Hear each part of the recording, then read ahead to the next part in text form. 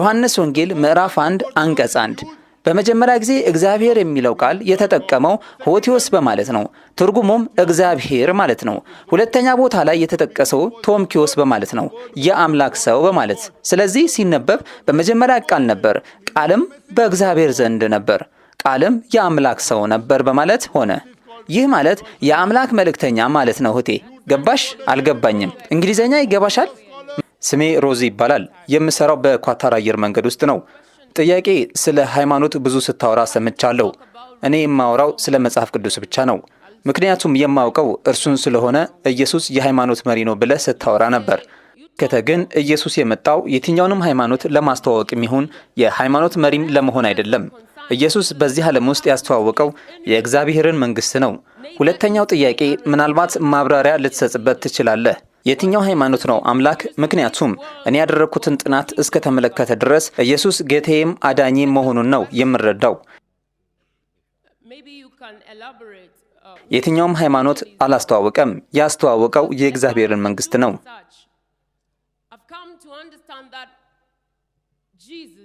በሌላ አገላለጽ ዓለምን በመለኮታዊ ኃይል መግዛት ነበር የፈለገው። ብዙ አለመግባባቶች አሉ።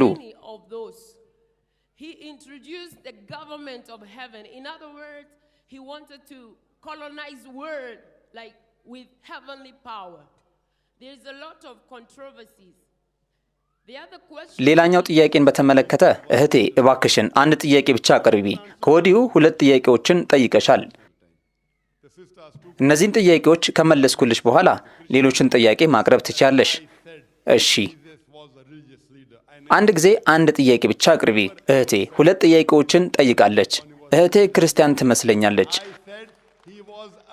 ኢየሱስ የሃይማኖት መሪ ነው ብለሃል ብላኛለች። እኔ እንደዚህ ብዬ አላውቅም። አንድም ቀን የአምላክ ሰላም በእርሱ ላይ ይሁንና ኢየሱስ የሃይማኖት መሪ ነው ብዬ አላውቅም። እኔ ያልኩት የአምላክ መልእክተኛ ነው። የአምላክ መልእክተኛና የሃይማኖት መሪ በሚለው ቃል መሃል ሰፊ ልዩነት አለ። የአምላክ መልእክተኛ የበለጠ ታላቅ ነው። ዛሬ በዓለም ላይ በርካታ የሃይማኖት መሪዎች አሉ። ኢየሱስ ክርስቶስ የአምልኮ መልእክተኛ ነው። እናም አንቺ በጥያቄሽ ላይ እሱ ጌታሽና አዳኝሽ መሆኑን ተናግረሻል። መጀመሪያ አንድ ነገር እንድነግርሽ ፍቀጅልኝ እህቴ። ኢስላም በኢየሱስ ክርስቶስ ማመን ግዴታ የሚያደርግ ክርስቲያናዊ ያልሆነ ብቸኛ ሃይማኖት ነው። የትኛው ሙስሊም በኢየሱስ ካላመነ ሙስሊም አይደለም። ኢየሱስ ክርስቶስ ከአምላክ ታላላቅ ነቢያቶች መሃል አንዱ መሆኑን እናምናለን። ክርስቶስ በሚል የተተረጎመው መሲህ መሆኑን እናምናለን። ያለምንም አይነት የወንድ ጣልቃ ገብነት በተአምር መወለዱን እናምናለን። ብዙዎች ዘመናዊ ክርስቲያኖች ዛሬ የማያምኑት እንኳን በአምላክ ፍቃድ ለሙታኖች ሕይወት መስጠቱን እናምናለን። አይነ ስውራኖችንና ደዌ ያለባቸውን በፈጣሪ ፍቃድ ማዳኑን እናምናለን። ሙስሊሞችና ክርስቲያኖች አብረን ነው የምንሄደው። ታዲያ እምነታችሁ የሚለያየው የቱ ጋር ነው ብሎ ሰው ሊጠይቅ ይችላል። እምነታችን የሚለያየው ብዙዎች ክርስቲያኖች አንቺ ራስሽን ጨምሮ ከጥያቄሽ እንደተረዳ ነው ኢየሱስ ክርስቶስ መለኮታዊነቱን አውጇል ብለው ያምናሉ። ብዙዎቹ ክርስቲያኖችም ኢየሱስ ክርስቶስ ጌታ ነው ብለው ያምናሉ። ላስታውስሽ እህቴ፣ እኔ የንጽጽር ሃይማኖት ተማሪ ነኝ። መጽሐፍ ቅዱስን አንብቤያለሁ። በመላው መጽሐፍ ቅዱስ ውስጥ አንድም ቦታ በማያሻማ አገላለጽ ኢየሱስ ክርስቶስ ራሱ እኔ አምላክ ነኝ አምልኩኝ ያለበት ቦታ አይገኝም። እህቴ፣ ከመጽሐፍ ቅዱስ ከየትኛውም ቦታ ላይ አንድም በማያሻማ ቃል በአንድም በማያጠራጥር አረፍተ ነገር ከየትኛውም የመጽሐፍ ቅዱስ ቦታ ኢየሱስ ክርስቶስ ራሱ እኔ አምላክ ነኝ አምልኩኝ ያለበትን አረፍተ ነገር ካሳየሽኝ ዛሬውኑ ክርስትናን ለመቀበል ዝግጁ ነኝ። ሌሎችን ሙስሊሞች ወክዬ አይደለም የምናገረው፣ አንገቴን ለመስጠት ዝግጁ ሆኜ ነው ይህንን የምለው። አንድም የማያሻማ ቃል የለም። ጥያቄን በደንብ አዳምጪ። የማቀርብልሽ ግጥሚያ ይህ ነው። ኢየሱስ ክርስቶስ ራሱ እኔ አምላክ ነኝ አምልኩኝ ያለበት አንድም የማያሻማና የማያጠራጥር አረፍተ ነገር በመላው መጽሐፍ ቅዱስ ውስጥ የለም። እሺ እህቴ፣ ለእርሶ ጥያቄ መልሳለኝ ጌታዬ። እሺ፣ በዮሐንስ ወንጌል ላይ መጽሐፍ ቅዱስ በመጀመሪያ ቃል ነበር፣ ቃልም በእግዚአብሔር ዘንድ ነበር፣ ቃልም በእግዚአብሔር ነበር፣ ቃልም ሥጋ ሆነ ይላል። እንድታውቅ የምፈልገው ነገር ቆይ ይህ የኔ የግጥሜ ጥሪ ፈጽሞ አያሟላም። አንቺ የመጽሐፍን ምዕራፍ ነው የተናገርሽው፣ እኔ ደግሞ ማጣቀሻዎችን እሰጥሻለሁ። የጠቀሽው በዮሐንስ ወንጌል ምዕራፍ 1 አንቀጽ 1 ላይ ነው። ቃልም ሥጋ ሆነ የሚለው በአንቀጽ 11፣ 12፣ 13፣ 14 ላይ ነው። አንቺ መጽሐፉን ብቻ ነው የተናገርሽው። እኔ ግን የምዕራፉን ቁጥርና የአንቀጽን ቁጥር እየነገርኩሽ ነው። መልስልኝ። ቃልም በእግዚአብሔር ነበር የሚለውን ይህስ ምን ይላል እህቴ? ይህ ቃል የተነገረው በኢየሱስ ነበር ወይ ከሆነ መልሱ አይደለም ነው። እኔ ያቀረብኩልሽ የግጥሚያ ጥሪ ምንድን ነው? በማያሻማና በማያጠራጥር ሁኔታ ከሙሉ መጽሐፍ ቅዱስ ውስጥ ኢየሱስ ክርስቶስ ራሱ የሚለው ቀይ ፊደል ሊሆን ይገባዋል። መጽሐፍ ቅዱስ ውስጥ ቀይ ፊደል የሚባል ነገር እንዳለ ክርስቲያን ከሆንሽ ልታውቂ ትችያለሽ። ቀይ ፊደል ማለት ኢየሱስ ክርስቶስ ራሱ የተናገረው ማለት ነው። ዮሐንስ ወንጌል ምዕራፍ 1 ከአንቀጽ 1 እስከ 13 ድረስ ያለው ቀይ ፊደል አይደለም። እመልስልሻለሁ። በመጀመሪያ የኔን ግጥሚያ አላሟላሽም። ኢየሱስ ክርስቶስ ራሱ ያለው ቃል መሆን አለበት። እነዚህ የኢየሱስ ቃሎች አይደሉም። ፊሎ የሚባል የአይሁድ ቃል ነው አይደል? ፊሎ የሚባል የአይሁድ ቃል ነው። በዚህ ደግሞ ፈጽሞ መለኮታዊነት አላወጀም። ምን ለማለት እንደፈለገ ግን እኔ አስረዳሻለሁ። ጥቅስሽ ትክክል ባይሆንም ቃል በቃል ጥቅሱን እኔ ነግርሻለሁ። ዮሐንስ ወንጌል ምዕራፍ 1 አንቀጽ 1 የሚለው በመጀመሪያ ቃል ነበር፣ ቃልም በእግዚአብሔር ዘንድ ነበር፣ ቃልም እግዚአብሔር ነበር።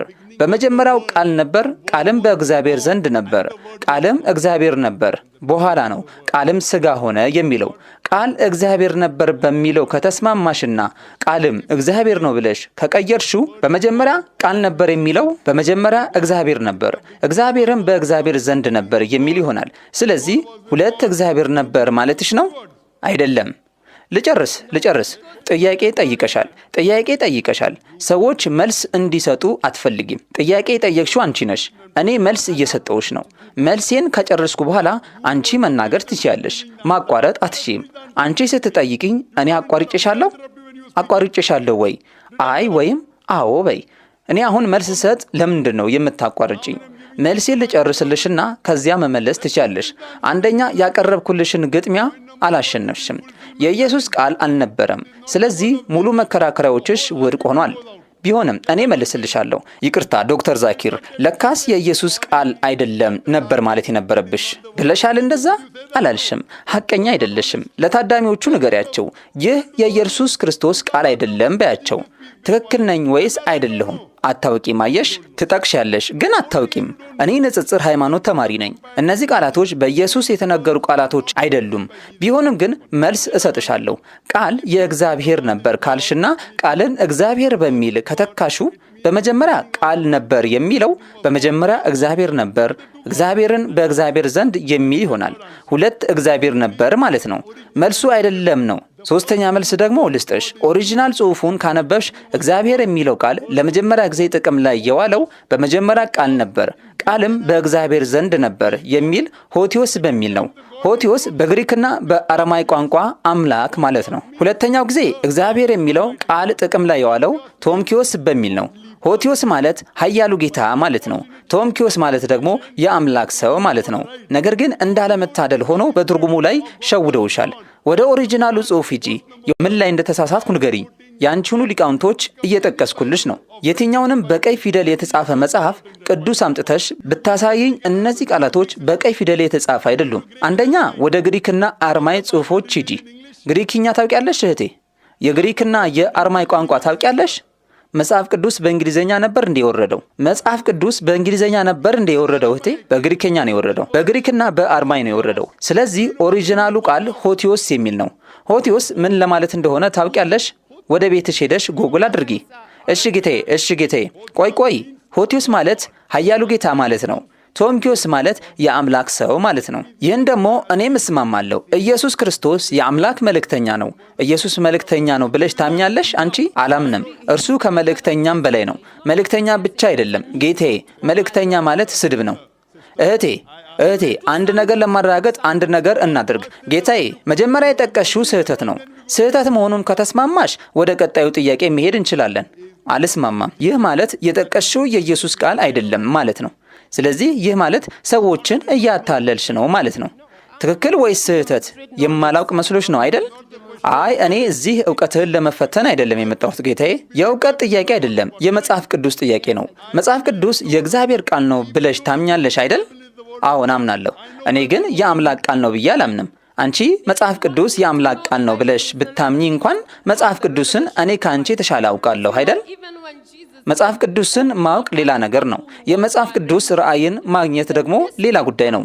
ምክንያቱም ኢየሱስ በመጣ ጊዜ እንኳን ማንነቱን ያልተረዱ ሰዎች የሃይማኖት መሪዎች ነበሩ። ትልቅ ጊዜ አምልጧቸዋል። ማንነቱን አላወቁም ነበር፣ ምክንያቱም ተደብቆ ነበር። አልኩሽ እኮ በመጽሐፍ ቅዱስ ውስጥ በአንድም ቦታ በማያሻማና በማያጠራጥር አገላለጽ ኢየሱስ ክርስቶስ ራሱ እኔ አምላክ ነኝ አምልኩኝ ያለበትን ቦታ ከጠቆምሽኝ ክርስትናን ለመቀበል ዝግጁ ነኝ። ቀለል ያለ ቻሌንጅ ነው የምጠይቅሽ። ከትልቁ የመጽሐፍ ቅዱስ ቮሊዩም ላይ አንድም አንቀጽ መጥቀስ አልቻልሽም። አንድ ጥያቄ መጠየቅ እችላለሁ ጌታዬ? ራስን ከቃልህ መለየት ትችላለህ? ምን አልሽኝ?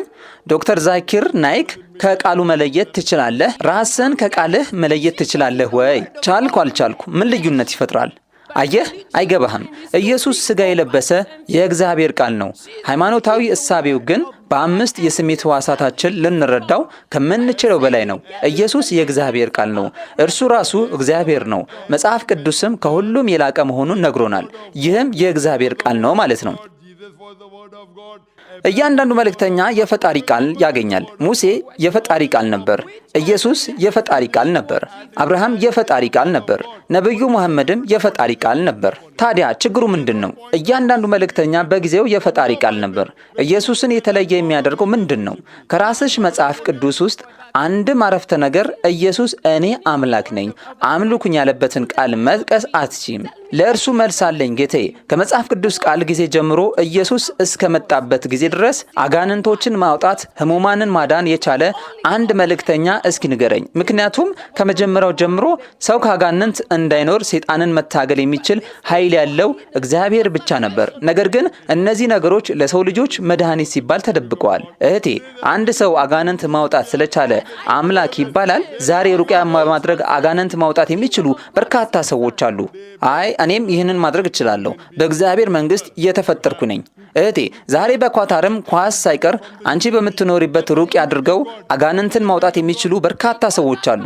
ይህንን ማድረግ መቻላቸው አምላክ አያሰኛቸውም? አምላክ ያሰኛቸዋል እንዴ? ይህንን ኃይል ያገኙት ከኢየሱስ ነው። እኔ ራሴ አጋንንትን አወጣለሁ በኢየሱስ ስም።